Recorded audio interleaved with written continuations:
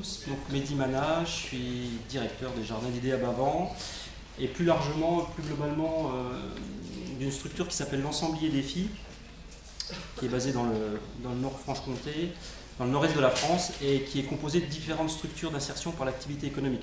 Donc je vais vous en parler rapidement puisque le temps est restreint, mais je pense que c'est important de comprendre comment se situe notre action sur les circuits courts. Et elle vient plus largement d'un métier qui est le nôtre, qui est de se préoccuper des problématiques d'emploi des personnes qui sont sur notre bassin d'emploi. Donc on a 9 structures différentes, donc qui sont basées, comme je vous l'ai dit, dans le nord-est de la France, en Franche-Comté. Et la Franche-Comté, et surtout le bassin sur lequel on est un peu particulier, dans le sens où c'est un bassin très industriel. C'est la Franche-Comté, on en a un peu plaisanté à midi tout à l'heure en parlant de terroir et en se disant que la Franche-Comté, c'est une région qui est plutôt une région d'élevage, avec une race particulière qui est la race montbéliarde, et où la particularité c'est de faire du fromage qui s'appelle le comté, et puis une charcuterie un peu spécifique.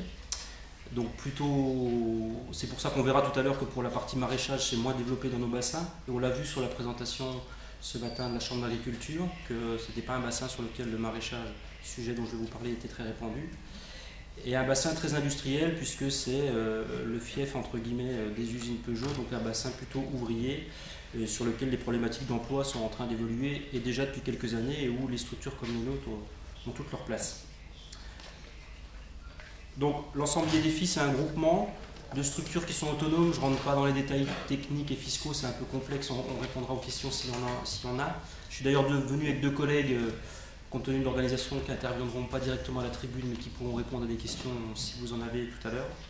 Et l'ensemble de ces structures, donc c'est environ 700 salariés qui travaillent chaque année, c'est environ 400 000 heures de travail, 29 administrateurs et 55 salariés permanents. Donc nos structures, le principe, c'est qu'elles sont toutes autonomes juridiquement, et elles répondent toutes à un besoin d'insertion et à une charte éthique qui consiste à travailler sur un triptyque qui est le développement durable, où tous nos projets sont développés pour se préoccuper de l'emploi, de l'environnement et puis de l'économie, donc d'avoir des projets qui sont viables économiquement et qui sont plus ou moins aidés par différentes collectivités et financeurs publics pour mettre en œuvre notre mission d'insertion.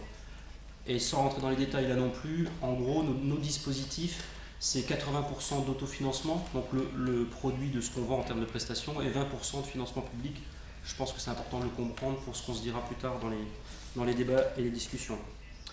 Donc chacune est autonome juridiquement, et notre principe, c'est de travailler ensemble. On a une direction commune, et c'est de mutualiser des moyens, donc il y a un seul directeur par exemple, et des services transversaux pour garantir la cohérence de l'ensemble et aussi faire des économies d'échelle sur le sujet. Donc je vais les passer rapidement chacune d'entre elles, je vais aller assez vite puisqu'on n'est pas directement dans le domaine des circuits courts, mais plutôt dans un domaine plus large qui est l'économie sociale, et on s'arrêtera plus longuement sur la partie jardin, maraîchage, etc. Donc la première, elle s'appelle Défi, c'est la plus ancienne, elle a plus de 20 ans, donc c'est des structures qui sont bien ancrées localement et qui existent depuis longtemps. Et l'activité, c'est une activité de service à la personne, donc sur les métiers que vous voyez apparaître un peu en surbrillance, donc de ménage, de repassage, et c'est plutôt des services qui sont vendus à des particuliers à leur domicile. Je ne rentre pas plus dans le détail. Donc nos clients principaux, c'est eux, et aussi les collectivités locales avec qui on travaille sur des travaux de remplacement. Chacune de ces structures, elle s'est créée pour répondre à un besoin d'emploi à un moment donné. La première, qui s'appelle Défi, elle a été créée parce qu'à l'époque, la problématique d'emploi dans le bassin, c'était plutôt le public féminin. Donc on a plutôt créé une structure qui était dédiée à un public féminin pour répondre à ces besoins. Sur les 400 000 heures dont j'ai parlé, c'est environ 50% des heures qui sont faites par un public féminin et 50% qui sont faites par un public masculin, donc par des hommes. La deuxième, elle s'appelle IDE, c'est une entreprise d'insertion. Je ne rentre pas là non plus dans les détails.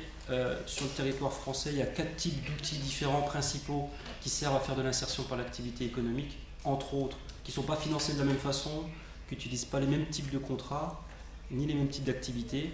Et dans l'ensemblier, l'intérêt, en tous les cas, ça a l'avantage de pouvoir en parler, c'est qu'on a les 4 types d'outils qui sont présents et qui correspondent chacun à une problématique particulière ou un type de public particulier. Donc IDE, c'est une entreprise qui fait principalement du bâtiment et de l'espace vert où on accueille des personnes. On a une autre structure qui s'appelle Envie. Dans l'insertion, il y a On a essayé de s'organiser en réseau, donc il y a des réseaux qui sont propres à chacun des outils de l'insertion, par exemple aux entreprises d'insertion, et on a aussi ce qu'on appelle des réseaux de filières, c'est le cas d'Envie, où c'est une façon de faire de l'insertion, mais le point commun c'est de travailler dans une activité qui est l'électroménager. Donc là on est en plein dans le développement durable, puisque le principe c'est de collecter de l'électroménager qui est jeté entre guillemets par les particuliers, de le récupérer, de le rénover et de le revendre sous garantie à des prix préférentiels. Et on utilise cette activité comme support d'insertion pour former les personnes dans différents métiers. Je n'y arrête pas plus longuement non plus. Les jardins d'idées, on y reviendra, elles sont dans l'ordre de leur création. Donc là, on est dans une autre structure qui s'appelle un chantier d'insertion. On est dans le sujet. Et là, le principe, c'est une structure qui est dédiée à du public qui est, c'est une expression un peu commune chez nous, mais très éloignée de l'emploi, et des gens qui cumulent des difficultés sociales différentes, qui peuvent être liées à un manque de qualification, à des problèmes sociaux, des problèmes de logement, des problèmes de santé éventuellement.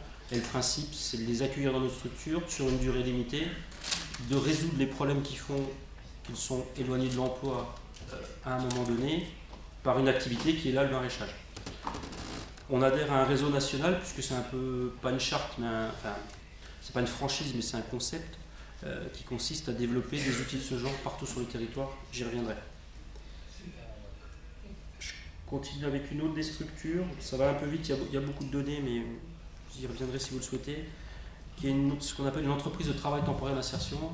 Je ne sais pas comment est développé le domaine de l'intérim, du travail par intérim en Hongrie, mais donc c'est d'utiliser temporairement de la main-d'œuvre. Et là, le principe, c'est qu'on le fait avec une dimension d'insertion pour des gens qui sont proches de l'emploi classique, et surtout dans un domaine, parce qu'il est présent sur le bassin sur lequel on est, qui est le domaine industriel. Donc c'est de la mise à disposition temporaire de personnes. Une dernière activité, et puis après on rentre plus particulièrement dans le sujet, qui est une activité de déchets électriques et électroniques. Il y a une directive européenne dont vous avez peut-être déjà entendu parler sur les déchets, qui consiste à payer, en tous les cas sur le territoire français, une écotaxe qui sert à financer, comme beaucoup de déchets aujourd'hui, une filière. Et on a répondu, comme toute entreprise, sur un marché. Là aussi on est dans le développement durable, puisqu'on traite de déchets d'équipements électriques, électroniques, notamment des téléviseurs, ce genre de choses. Donc, le principe c'est de les démanteler, d'utiliser au maximum la main-d'œuvre, et puis de revendre ce qu'on appelle les déchets ultimes, notamment le cuivre, pour financer l'ensemble de la filière. Je ne l'ai pas commenté au fur et à mesure de l'intervention, mais c'est présenté partout de la même façon. En bas à gauche, vous voyez qu'il y a à chaque fois le nombre de salariés que ça met au travail chaque année et le nombre d'heures que ça génère. Donc tout ça, c'est à peu près 300 emplois dont le point commun est de travailler dans l'économie sociale. Et on a d'autres outils qu'on a développés qui sont de l'économie sociale et pas de l'insertion par l'activité économique, qui nous servent à développer des projets et notamment à travailler sur d'autres thématiques comme le logement. Et une, peut-être sur laquelle on reviendra, qui s'appelle Copilote, qui est une coopérative d'activité